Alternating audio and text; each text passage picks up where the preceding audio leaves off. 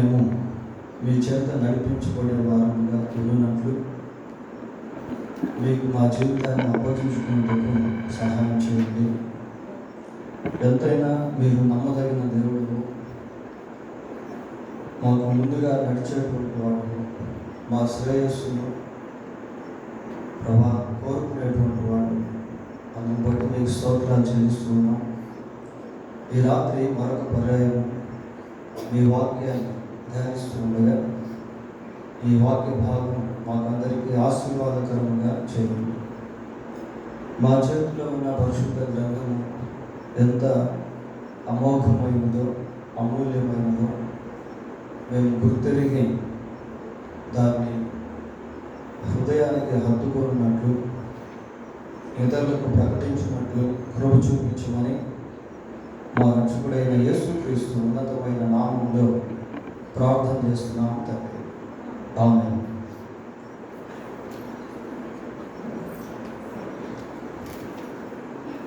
దేవుని మహాకృప చేత గలతీయులకు రాసిన పత్రిక పైన బైబిల్ స్టడీని ప్రారంభించి ఒక అధ్యాయాన్ని పూర్తి చేసుకున్నాం. ఈ రాత్రి 2వ అధ్యాయంలోకి ప్రవేశిద్దాం. గలతీ పత్రిక 2వ అధ్యాయము మొదటి నుండి 10వ వచనం జ్ఞాపకం చేసుకున్నాం. మొదటి వచనం చదువుకుందాం. గలతీయులకు రాసిన పత్రిక 2వ అధ్యాయము మొదటి వచనం.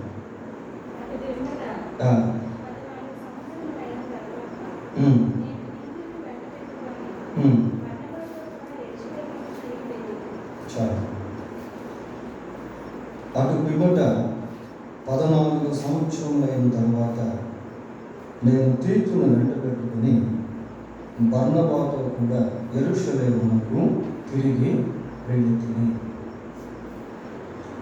మరి బైబిల్లో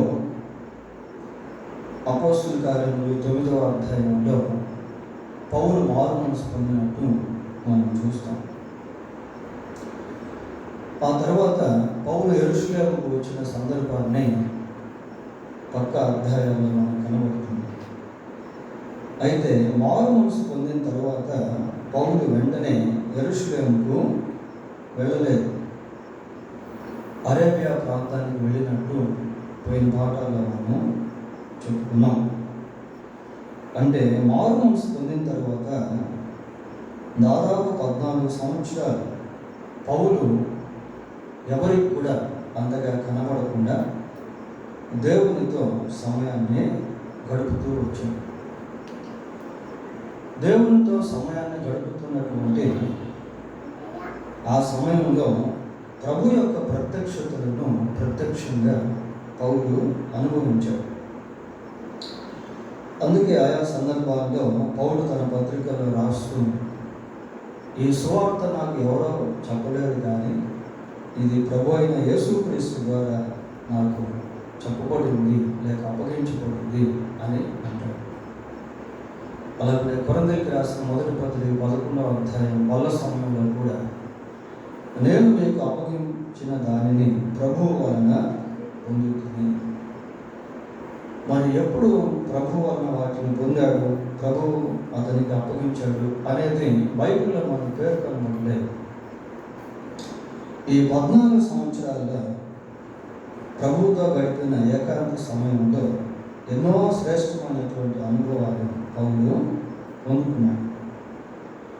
ఆ తర్వాత మరి బర్నబాతోను తీతుతోను కలిసి యెరూషలేముకు వెళ్తా ఉన్నాడు. బర్నబా ఎవరు అంటే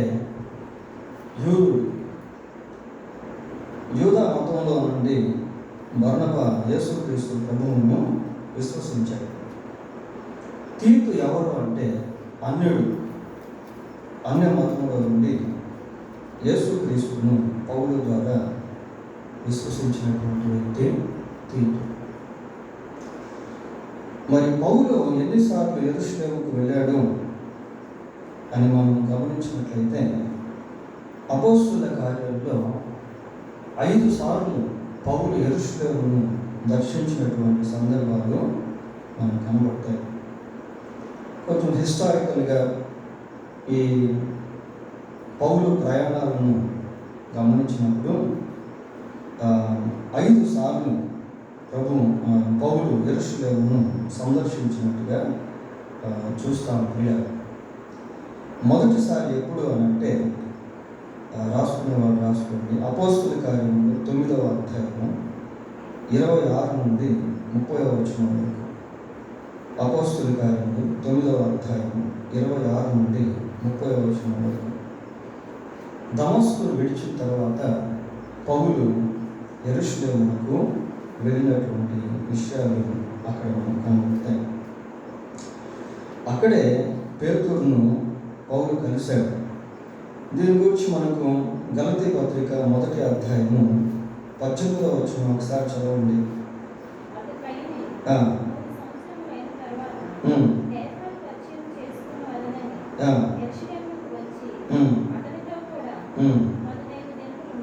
చాలా కనుక first visit of Paul to Jerusalem, పౌలు మొదటిగా యెరూషలేమును సందర్శించినటువంటి సందర్భము అది.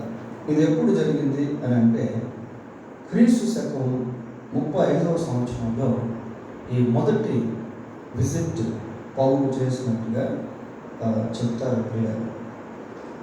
తర్వాత రెండవసారి పౌలు ఎప్పుడు యెరూషలేమును దర్శించాడు అంటే యెరూషలేములో కరువు సంభవించింది. మరి అగబు అనేటువంటి ప్రవక్త ఆ కరువును గురించి ముందుగానే ప్రకటించాడు.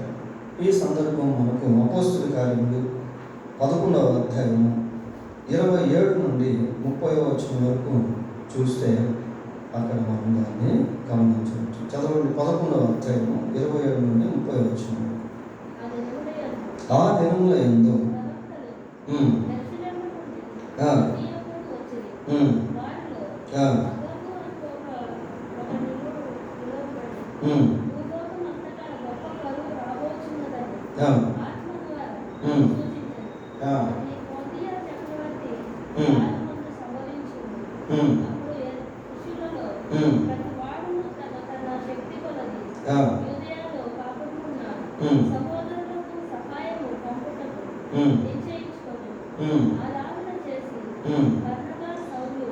బర్నబా సౌలు అను వారి చేత పెద్దల యొద్దకు దాన్ని పంపి. సెకండ్ విజిట్ అంటే రెండవసారి పౌలు యెరూషలేమును సందర్శించినటువంటి సందర్భం. ఇది ఎప్పుడు జరిగింది అంటే క్రీస్తు శకం సుమారుగా 44వ సంవత్సరంలో ఇది జరిగింది. తర్వాత మూడవసారి పౌలు మళ్ళీ యెరూషలేమును సందర్శించాడు. ఎప్పుడు అంటే యెరూషలేములో మరి శిష్యుల యొక్క సమావేశం అనేది ఏర్పాటు చేయబడింది. దాని కౌన్సిల్ అని అంటారు. అంటే ఆలోచన సభ ముఖము యెరూషలేములో ఏర్పాటు చేయబడినప్పుడు వారి యొద్దకు పౌలు రావడం జరిగింది. దీని గురించి మనకు చదవక్కర్లేదు, కానీ అపోస్తలుల కార్యములు 15వ అధ్యాయము 1వ వచనం నుండి 30వ వచనం వరకు గమనించినప్పుడు దీనికి సంబంధించినటువంటి విషయాలు అక్కడ మనకు కనబడతాయి. మరి మూడవసారి పౌలు యెరూషలేమును విజిట్ చేసినటువంటి ఆ సంవత్సరాలు ఏంటి అంటే క్రీస్తు శకం సుమారు 49-50 ఈ సంవత్సరాల సమయంలో పౌలు యెరూషలేమును సందర్శించాడు. నాలుగవదిగా పౌలు మళ్ళీ యెరూషలేముకు రావడం జరిగింది. ఇది ఎప్పుడు అంటే పౌలు తాను చేసిన సువార్త దండయాత్రలో 2వ సువార్త దండయాత్ర సమయంలో ముగింపులో పౌలు యెరూషలేమును సందర్శించాడు. దీని గురించి మనకు అపోస్తలుల కార్యములు 18వ అధ్యాయము 22వ వచనంలో దాని గురించి మనం ఒకసారి చదవండి. 18:22 అపోస్తలుల కార్యములు 18.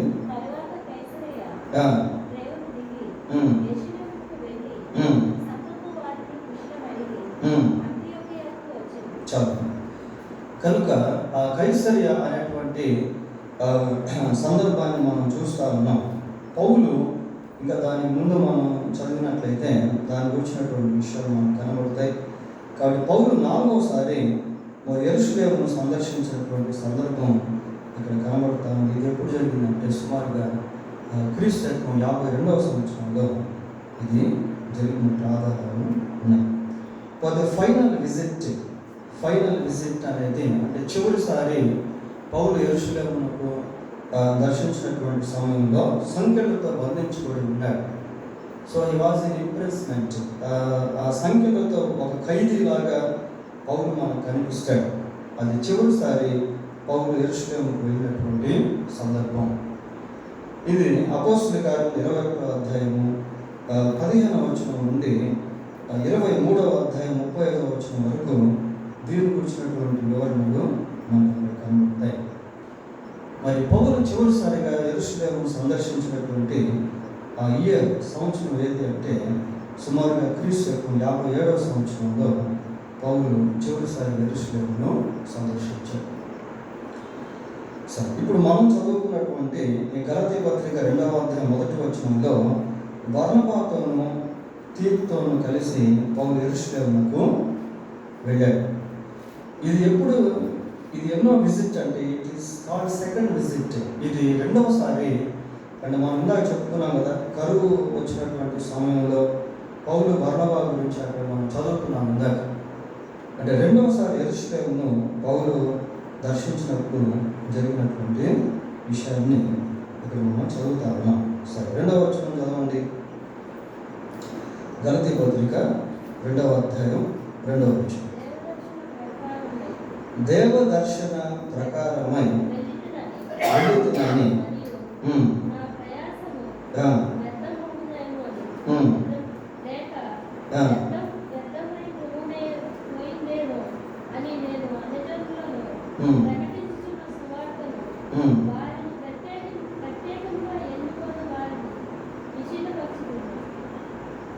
ప్రత్యేకంగా ఎన్నికైన వారికి విశుద్ధపరచుకుని.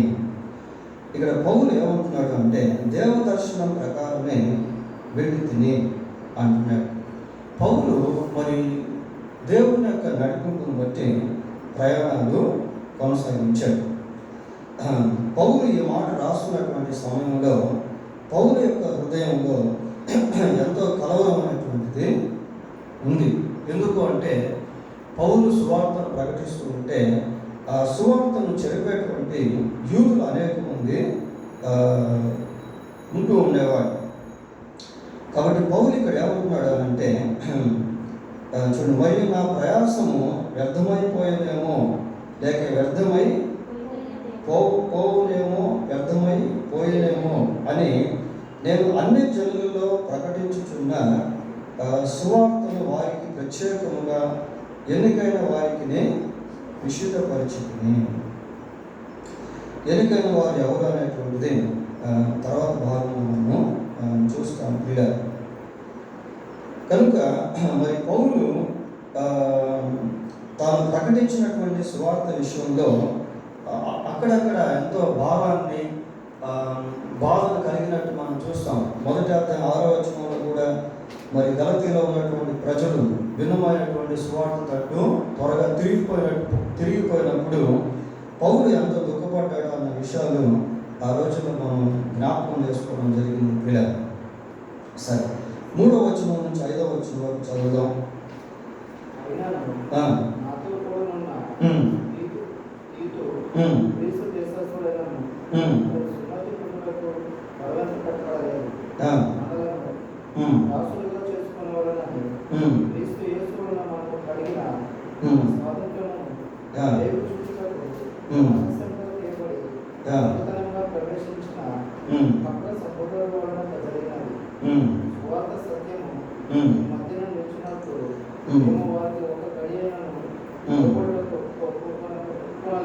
చాలు. మేము ఇక్కడ ఏమని చూస్తున్నామంటే అయినను నాతో కూడా ఉన్న తీతు గ్రీసు దేశస్థుడైనను అతడు సున్నతి పొందుటకు బలవంత పెట్టబడలేదు. మనల్ని దాసులుగా చేసుకున్నని క్రీస్తు యేసు వలన మనకు కలిగిన మన స్వాతంత్రమును వేగు చూచుటకు రహస్యముగా తేబడి దొంగతనముగా ప్రవేశించిన కపట సహోదరులు అని చూస్తా ఉన్నాం. ప్రియులు, కపట సహోదరులు అని చూస్తా ఉన్నాం. మరి పౌలుకి ఎప్పుడైతే యేసుక్రీస్తు ప్రభువుని గురించి తెలుసుకున్నాడో వెంటనే హీ బికేమ్ స్వతంత్రుడు అయిపోయాడు. అంతకుముందు మరి ధర్మశాస్త్రానికి లోబడి ఉండేవాడు. ధర్మశాస్త్రం యొక్క కట్టడలు, ఆచారాలు, విధులు వాటిని గైకుంటూ జీవిస్తూ ఉండేటువంటి వాడు. ఎప్పుడైతే యేసు ప్రభు పౌలును దర్శించాడో, పౌలు మారు మనసు పొందాడో, దాంట్లో నుంచి సంపూర్ణ విడుదల అనేటువంటిది వచ్చింది. దాన్నే ప్రకటిస్తూ ఉన్నాడు. అయితే పౌలు సువార్తను ప్రకటిస్తున్నటువంటి సమయంలో అనేక మంది జూడాయిజర్స్ అంటే యూదులు, కపట సహోదరులు, వాళ్ళు ఏం చేసేవాళ్ళు అంటే దొంగతనంగా ప్రవేశించి దుర్బోధలు సంఘంలోనికి తీసుకొచ్చేవాళ్ళు. పేతురు కూడా తన పత్రికలో రాస్తూ చూడండి. పేతురు రాసిన 2వ పత్రిక 2వ అధ్యాయం 1వ వచనం ఒకసారి చదువుదాం. పేతురు రాసిన 2వ పత్రిక 2వ అధ్యాయం 1వ వచనం. అబద్ధ ప్రవక్తలు ప్రజల్లో ఉండేది, అటువలే మీలోను అబద్ధ బోధకులను ఉందురు.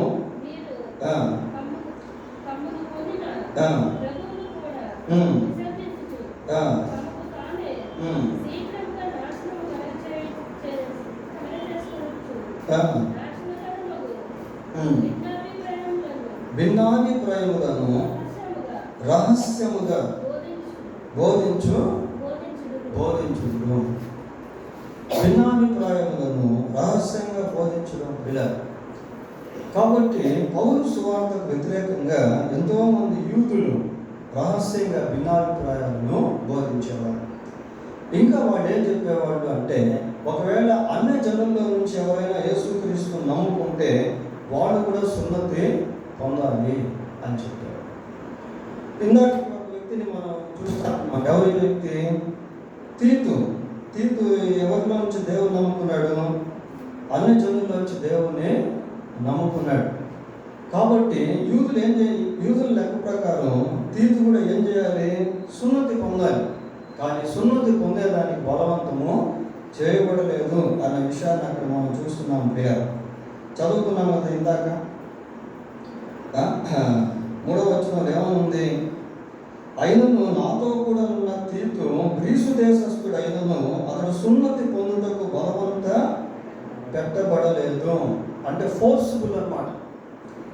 ఆ రోజుల్లో యూతులు అనేక మంది ఏం చేసేవాళ్ళు అంటే, అన్యులు యేసు ప్రభువును నమ్ముకుంటే వాళ్ళు కూడా సున్నతి పొందాల్సిందే, సున్నతి పొందకుండా ఉంటే రక్షణ లేదు అని దుర్బోధన చేసేవారు. అపోస్తలుల కార్యములు 15వ అధ్యాయం 1వ వచనం ఒకసారి చదువుదాం. కొందరు యూదయ నుండి వచ్చి, మీరు మోషే నియమించిన ఆచారం చొప్పున సున్నతి పొందితేనే కానీ రక్షణ పొందలేరని సహోదరులకు బోధించింది. చూడండి ఎట్లా ఉంది బోధ. సున్నతి పొందితేనే కానీ రక్షణ పొందలేదు. వాస్తవానికి సున్నతి ద్వారా రక్షణ అనేటువంటిది రాదు. రక్షణ అనేటువంటిది యేసుక్రీస్తునందు విశ్వాసం ఉంచడం వలన కలిగేటువంటి ప్రభువైన యేసుక్రీస్తునందు విశ్వాసం ఉంచు, అప్పుడు నీవును నీ ఇంటి వారును రక్షణ పొందుతారు. సున్నతి వలన రక్షణ అనేటువంటిది రాదు.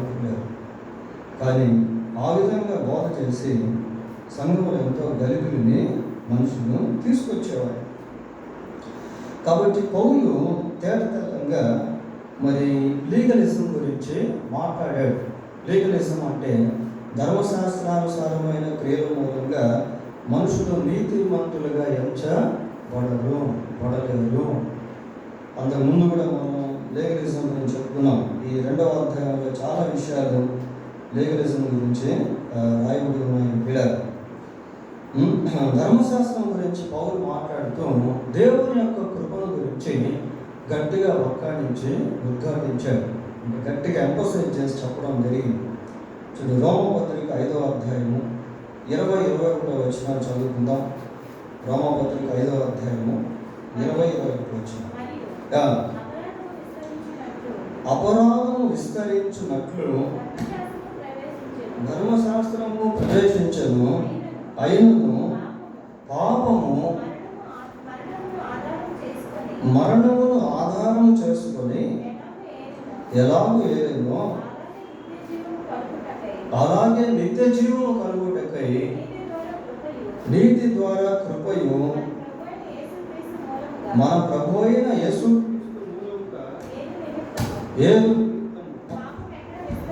పాపము ఎక్కడ విస్తరించునో అక్కడ కృప అపరిమితంగా విస్తరించింది. పాపమునకు బలం ఏంటి అంటే ధర్మశాస్త్రం పిల్లల పాపమునకు బలము ధర్మశాస్త్రం అనేది లేకపోతే పాపం అనేటువంటిది లేదు. కనుక పాపము ధర్మశాస్త్రాన్ని ఆధారం చేసుకొని అందరినీ కూడా పాపులుగా చేసేసింది. అయితే దేవుని యొక్క కృప ఏం చేసిందంటే పాపం ఎలాగైతే విస్తరించిందో అంతకంటే అధికంగా దేవుని యొక్క కృప విస్తరించింది. దేవుని యొక్క కృప ద్వారా మానవ జీవితానికి నిత్య జీవం అనేటువంటిది అనుగ్రహించబడింది. దాని గురించి పౌలు పలుమార్లు చెప్తూ వచ్చాడు ప్రియులారా. అయితే యూదులు అనేక మంది ఏం చేసేవాళ్ళు అంటే యేసు ప్రభువునందు విశ్వాసం ఉంచినటువంటి వారిని మళ్ళీ బానిసలుగా చేయాలనే ప్రయత్నాలు చేసేవారు. కొన్నిసార్లు అన్ని జనుల్లో నుండి ప్రభువును విశ్వసిస్తే వాళ్ళు కూడా ధర్మశాస్త్రాన్ని పాటించాలి, సున్నతి పొందాలి అని వాళ్ళని ఎంతో ఒత్తిడి చేసేవాళ్ళు. మళ్ళీ ఒక విధమైనటువంటి ఆ పాత బంధకాల్లోనికి ప్రజలను తీసుకురావాలనేటువంటి ప్రయత్నాలు చేస్తూ ఉండేవారు. దాంట్లో ఒకటి లీగలిజం, అంటే ధర్మశాస్త్రానుసారంగా నీతిమంతుడిగా మనుషులు తీర్చిపడగలరు అన్నటువంటి సిద్ధాంతం. ఇంకా ఎన్నో భిన్నమైనటువంటి బోధకులు ఆ రోజుల్లో ఈ రోజుల్లో కూడా ఉన్నారు. ఎన్నో భిన్నమైనటువంటి బోధలు అప్పుడు ఇప్పుడు కూడా ఉన్నాయి. అలాగే హెబ్రీ పత్రికలో కూడా మనం చూస్తాం. 13వ అధ్యాయంలో ఒక మాట ఉంది, అది ఒకసారి చదువుతాం. హెబ్రీ పత్రిక 13వ అధ్యాయము, హెబ్రీ పత్రిక 13వ అధ్యాయం 9వ వచనం. నానా విధములైన అన్య బోధల చేత త్రిప్పబడకుడి. చూడండి, నానా విధములైన అన్య బోధలు రకరకాల అన్య సంబంధమైనటువంటి బోధలు చూడండి, అప్పుడే ఉన్నాయి, ఇప్పుడు కూడా ఉన్నాయి. సరే, పౌలు మరి గలతీ సంఘంకి పత్రిక రాస్తూ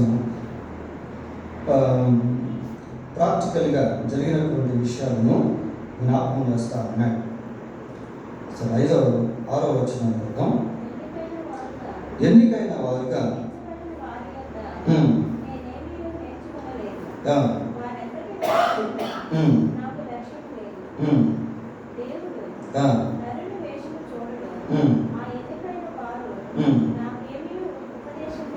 చాలా ఇక్కడ ఎన్నికైన వారు ఎవరు అంటే కొంచెం కిందకు వచ్చినప్పుడు మరి అపోస్తలులు అనేటువంటి విషయం మనకు కనబడుతుంది. పేతురు, యాకోబు, యోహాను ఇట్లాంటి వాళ్ళు అని కనబడుతుంది. అయితే వచ్చిన కొంచెం ఎలాగుందంటే ఇర్రెస్పెక్టబుల్గా, అంటే కొంచెం అగౌరవపరిచేటువంటి విధంగా ఎన్నికైనటువంటి వారిని గురించి పౌలు మాట్లాడుతున్నాడా అనే విధంగా కనబడుతుంది. కాకపోతే వాస్తవంగా అలాగా ఇర్రెస్పెక్టబుల్గా పౌలు చెప్పలేదు, కానీ దాన్ని ఏమంటారంటే కోఆర్డినేటెడ్ వర్డ్స్ అని పిలుస్తారు ప్రియులారా. దాని గురించి మనం చూద్దాం. ఇక్కడ పౌలు ఎన్నికైన వారుగా ఎంచబడిన వారి యొద్ద నేనేమీ నేర్చుకోలేదు,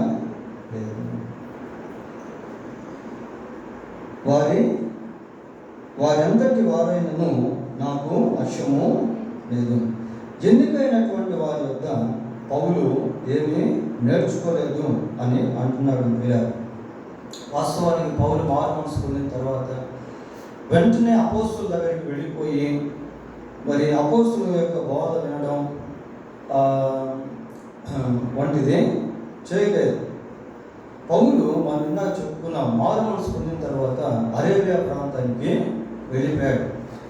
అనేక సంవత్సరాలు అక్కడ దేవునితో గడిపి అనేకమైనటువంటి విషయాలు దేవుని ద్వారానే పౌలు నేర్చుకోవడం జరిగింది. పిల్లలు మళ్ళీ ఒకసారి మొదటి అధ్యాయం 16వ వచనం చదువుకుందాం.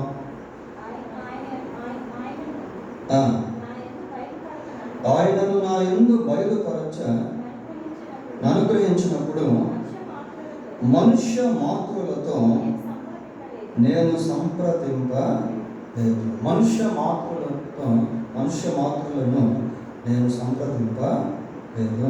మనుష్య మాతృలతో నేను సంప్రదింపలేదు అంటున్నాను.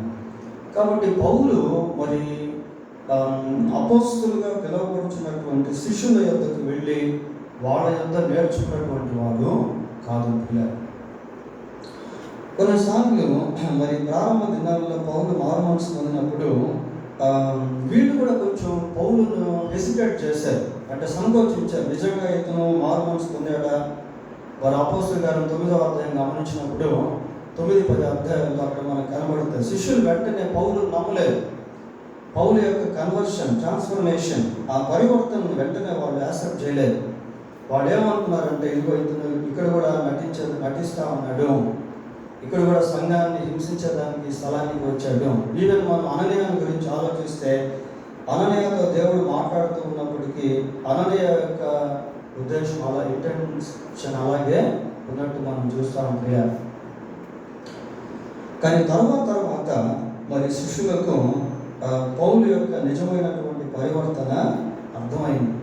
తర్వాత మరి శిష్యులు పౌలును కూడా చేర్చుకున్నట్టు బైబిల్లో మనం చూస్తాం. అందరూ కలిసి దేవుని యొక్క పరిచయం చేసినట్టు మనకు కనబడుతుంది. అంతేకాదు, పేతురు ప్రారంభంలో కొంచెం వ్యతిరేకించినట్టు కనబడినప్పటికీ తర్వాత పౌలును ఎంతో ఘనపరుస్తూ తన పత్రికలో పేర్కొన్నాడు. చూడండి, పేతురు రాసిన 2వ పత్రిక 3వ అధ్యాయం, పేతురు రాసిన 2వ పత్రిక 3వ అధ్యాయం 15వ వచనం ఒకసారి చదవండి.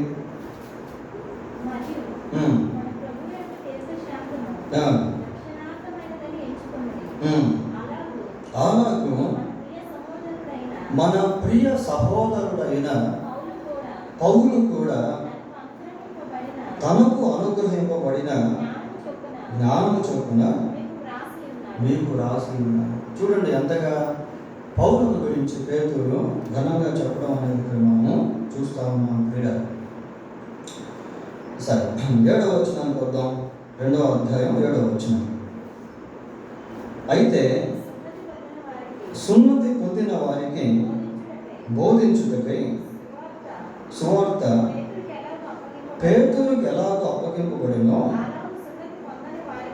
అలాగూ సున్నతి పొందని వారికి బోధించుటకై నాకు అప్పగింపబడినని వారు చూచినప్పుడు. ఇక్కడ పౌలు మాట్లాడుతున్నాడు. ప్రియాలు ఏమని చెప్తున్నాడంటే, సున్నతి పొందిన వారికి బోధించుటకై సువార్త పేతురుకి ఎలాగూ అప్పగింపబడినో. పేతురుకి బోధ అప్పగించబడింది. ఎవరికి బోధించాలని? సున్నతి పొందిన వారికి. సున్నతి పొందిన వారంటే ఎవరు? యూదులు. మరి యూదులకు సువార్త ప్రకటించడానికి దేవుడు పేతురుకు సువార్తను ఇచ్చాడు. చూడండి ఒకసారి అపోస్తుల కార్యములు 2వ అధ్యాయము. ఈ అపోస్తుల కార్యము 2వ అధ్యాయం 14వ వచనం ఒకసారి చదవండి. 2:14. అయితే పేతురు లేచి నిలిచి బిగ్గరగా వారితో ఇట్లా నేను చాలు. చూడండి, అప్పుడు పేతురు ప్రసంగాన్ని ప్రారంభించాడు. ఈ 2వ అధ్యాయం 14వ వచనం నుండి 36వ వచనం వరకు మనం గమనించినప్పుడు పేతురు అనేకమైనటువంటి విషయాలను గురించి మాట్లాడుతూ వచ్చాడు. ఈ సంభాషణలో పేతురు పలుమార్లు ఇశ్రాయేలు ప్రజలను జ్ఞాపకం చేస్తూ వచ్చాడు. చూడండి, 22వ వచనం చదవండి. ఇశ్రాయేలీయులారా, చాలు, ఇశ్రాయేలీయులారా అంటే ఇశ్రాయేలీయులతో పౌలు ఈ మాటలు మాట్లాడుతూ ఉన్నాడు. సున్నతి పొందినటువంటి వారు వాళ్ళంతా 29వ వచనం చదవండి. సహోదరులారా, మూల పురుషుడకు దావీదును గురించి, చాలా చూడండి, దావీదును గురించి ఎవరికి తెలుసు అంటే ఇశ్రాయేలు ప్రజలకు తెలుసు. దావీదు, అబ్రహాము వీళ్ళంతా కూడా మూల పురుషుడు ఇశ్రాయేలు జనాంగానికి. కాబట్టి వాళ్ళని సహోదరులారా అని పిలుస్తూ మూల పురుషుడకు దావీదు అంటున్నాడు. 36వ వచనం కూడా చూడండి. మీరు సిలువ వేసిన ఈ యేసునే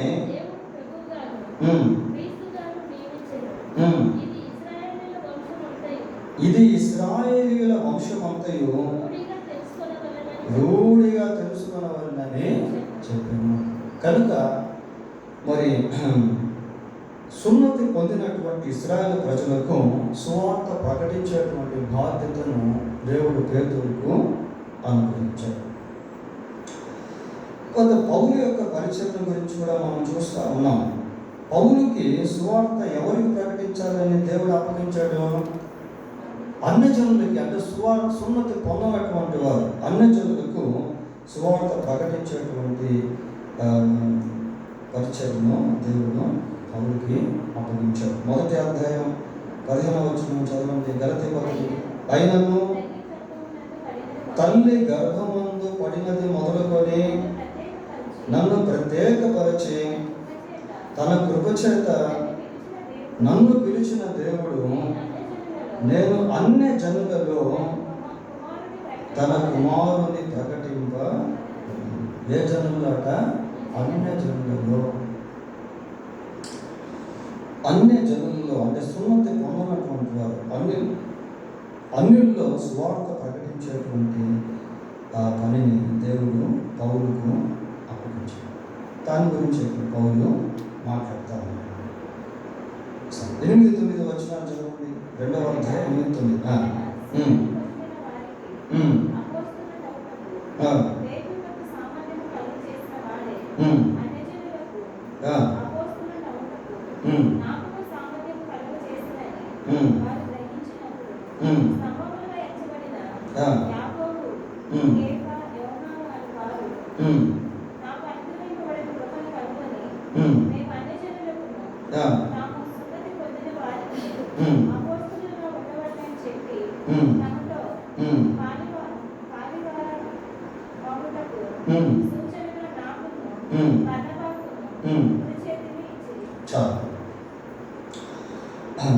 అనగా సున్నతి పొందిన వారికి అపోస్తలులకు పేతురునకు సామర్థ్యము కలుగజేసిన వాడే అన్యజనులకు అపోస్తలుడవుటకు నాకును సామర్థ్యము కలుగజేసినని. ఎబిలిటీని గురించి మాట్లాడతాను పిల్లల. వాస్తవంగా మరి అపోస్తలత్వం అనేటువంటిది సామాన్యమైనటువంటి విషయము కాదు. It was given by God, given by the lord to 12 disciples. ఈ అపోస్తలత్వం అనేటువంటిది యేసుక్రీస్తు ప్రభు ద్వారా 12 మంది శిష్యులకు అనుగ్రహించబడింది పిల్లలు. దీని గురించి సువార్తల్లో మనం చూస్తాం. మత్తయి సువార్త 10వ అధ్యాయం 1-2 వచనాల్లో ఇంకా అక్కడక్కడ మనకు దీని గురించి కనబడుతుంది.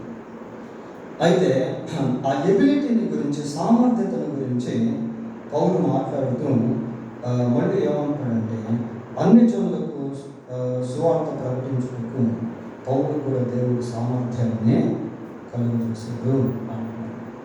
కొరింథీయులకు రాసిన మొదటి పత్రిక 9వ అధ్యాయం. కొరింథీయులకు రాసిన మొదటి పత్రిక 9వ అధ్యాయం 1-2 వచనాలు చదువుకుందాం.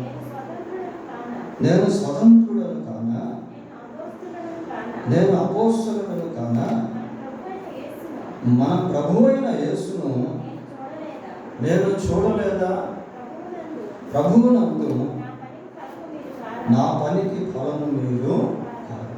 చూడండి అలాగే ప్రశ్న ఏమంటున్నా, నేను స్వతంత్రుడను కానా,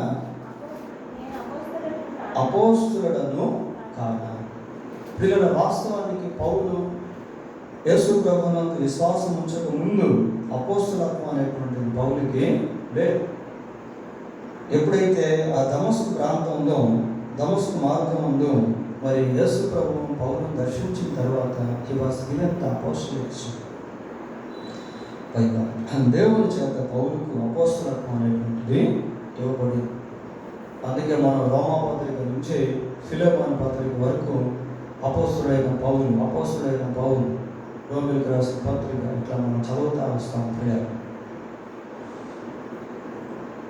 కనుక ఎబిలిటీని గురించి, సామర్థ్యతను గురించి పౌలు మాట్లాడుతూ అక్కడ 3 పేర్లను జ్ఞాపకం చేస్తా అన్నాడు. 1 కేఫా, 2 యోహాను, 3 యాకోబు.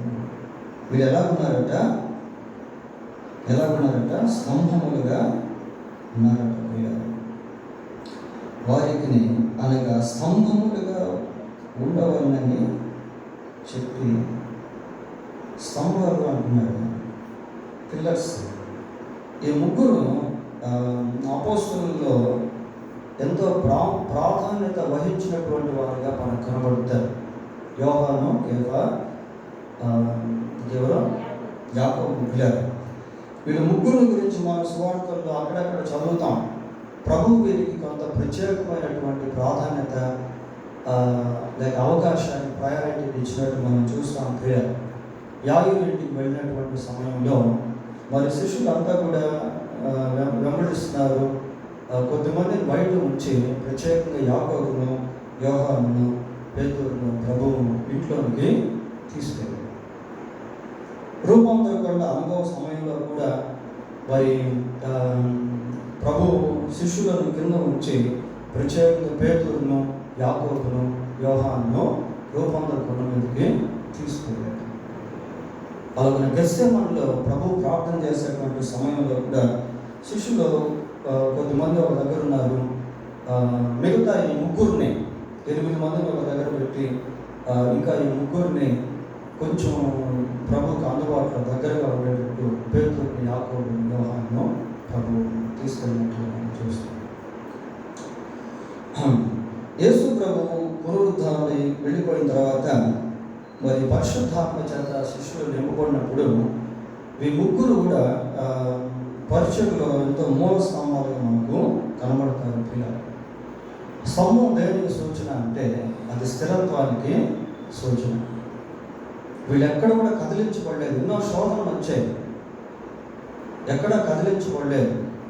తర్వాత స్తంభం దేనికి సూచన అంటే భారాన్ని మోసేటువంటి దానికి సూచన. వాడు ఎంతో దేవుని సేవ విషయంలో, సంఘం విషయంలో భారాన్ని మోసేటువంటి సేవకులుగా మనం చూస్తాం. పోతే ఈ 3లో ఇంకొక విశిష్టత ఏంటి అంటే యాకోబు, యోహాను వీరిద్దరు కూడా అన్నదమ్ములు.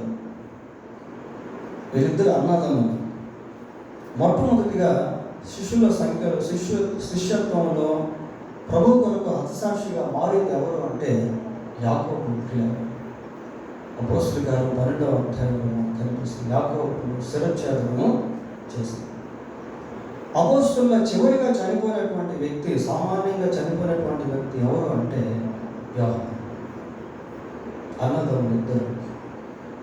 పోతే పేతురు ప్రభు కొరకు బలంగా నిలబడ్డాడు.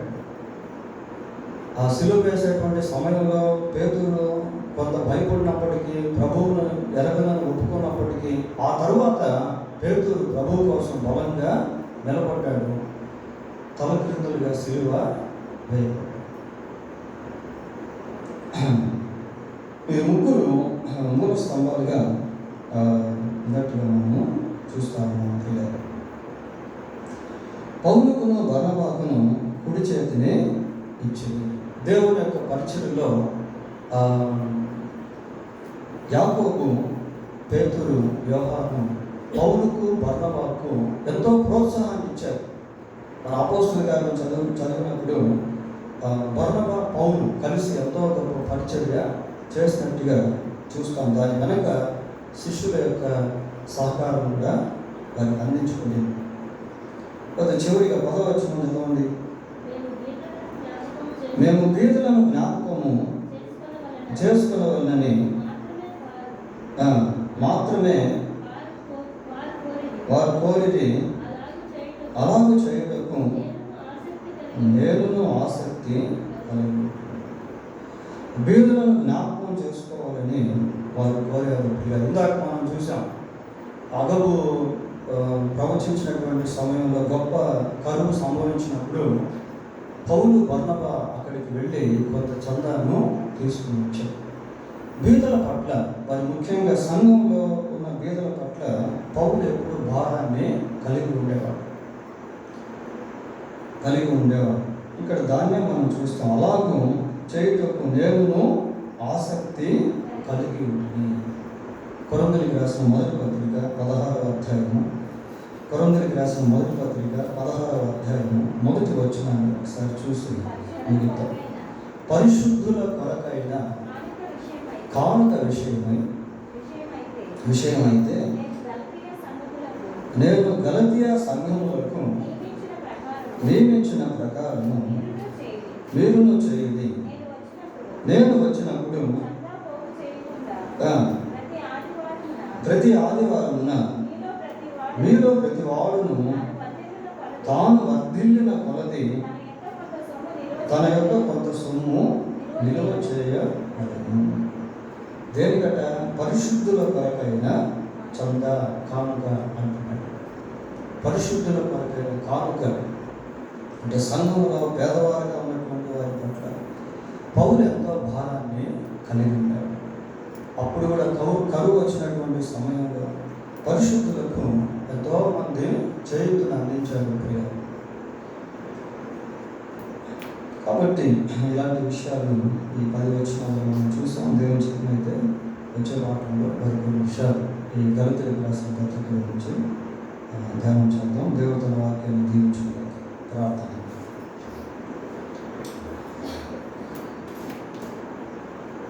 పరిశుద్ధుడైన మా దేవా, మీకు వందనాలు, స్తోత్రాలు చెల్లిస్తున్నాం. సేవకు సామర్థ్యాన్ని కలిగించేటువంటి వాడు